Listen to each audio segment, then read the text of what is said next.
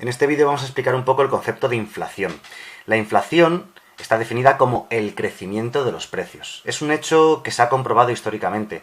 Los precios de una economía siempre han tendido a crecer a lo largo del tiempo, ¿de acuerdo? La razón del por qué no es el objetivo de este vídeo, en otros vídeos lo podréis ver explicado. En este vídeo lo único que nos vamos a preocupar es del cálculo de dicha inflación. Como digo, el crecimiento de los precios es algo que se observa a lo largo del tiempo y para calcular dicho crecimiento de los precios elaboramos lo que se llaman índices de precios. El índice de precios más famoso, el que más oiremos hablar de él en la televisión o en los periódicos, es el IPC, ¿de acuerdo? El índice de precios al consumo.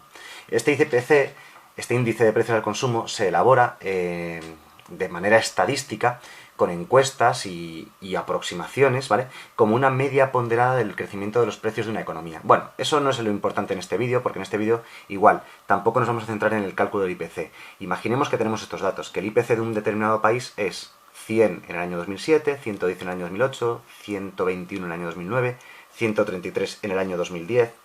Bien, lo que observamos en este caso es que los precios de esta economía, como digo, es una cálculo estadístico, una ponderación, ¿de acuerdo?, han ido creciendo todos los años, de 100 a 110, de 110 a 121, de 121 a 133. Es decir, que todos los años la inflación ha sido positiva. Generalmente, la inflación se simboliza con letra griega pi. Bien, pues vamos a simbolizar la inflación como mayor que cero para todos los años. ¿Por qué? La inflación ha sido positiva porque los precios han crecido. Se ve que han ido subiendo, ¿vale? Medidos con este índice de precios. El cálculo del IPC está en otro vídeo del canal que lo podéis buscar por ahí. Bien, entonces, ¿cuánto han crecido los precios cada año? Bueno, es muy fácil, es calcular porcentajes, ¿de acuerdo?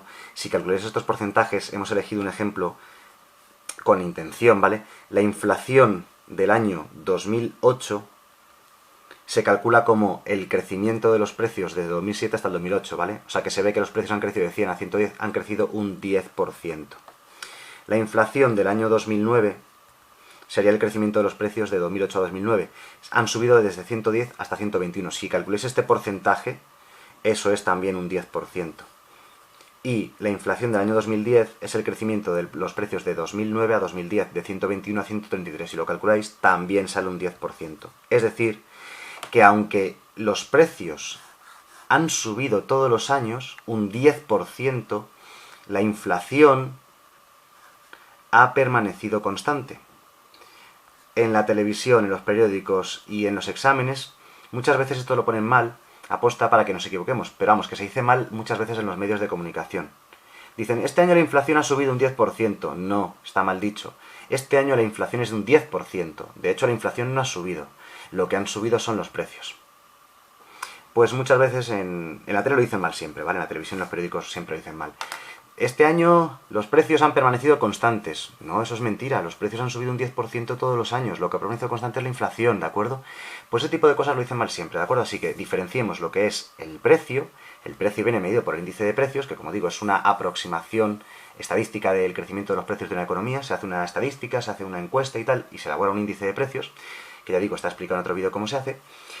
Los precios suben todos los años, lo que ocurre es que la inflación es constante. En este ejemplo en concreto, luego cada ejemplo es un mundo, ¿de acuerdo? Por ejemplo, si los precios bajasen, que puede ocurrir que los precios de una economía bajen, la inflación sería negativa, ¿de acuerdo?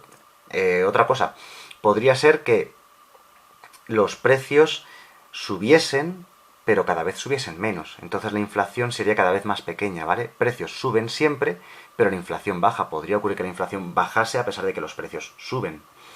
Bien, y así sucesivamente nos podríamos encontrar con muchas situaciones. Pero vamos, que no nos liemos con este tipo de cosas. Existen más índices de precios, aparte del IPC, por ejemplo, existe también el deflactor, que lo mismo, está explicado también en otros vídeos, es simplemente otro índice de precios que da un resultado distinto. O sea, generalmente en la tele vemos que nos hablan del IPC siempre. Normalmente los gobiernos suelen dar el dato de IPC como dato de inflación porque el IPC suele dar menos inflación, una inflación más pequeña que el deflactor.